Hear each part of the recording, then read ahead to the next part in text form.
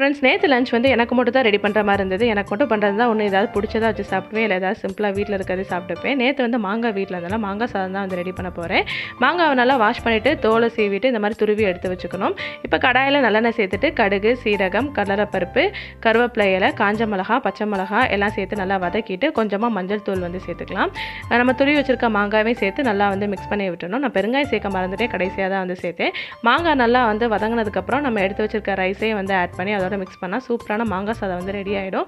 இதோட டேஸ்ட் வந்து சூப்பராக இருக்கும். கண்டிப்பாக ஒரு தடவை ட்ரை பண்ணி பாருங்கள். லஞ்ச் சூப்பராக சாப்பிட்டு முடிச்சுட்டு ஆதித்யாவுக்கு ஈவினிங் போல் ஏதாவது ஸ்நாக்ஸ் செய்யலாம்னு பார்க்கும்போது வீட்டில் ரவையும் 2 முட்டை இருந்தது.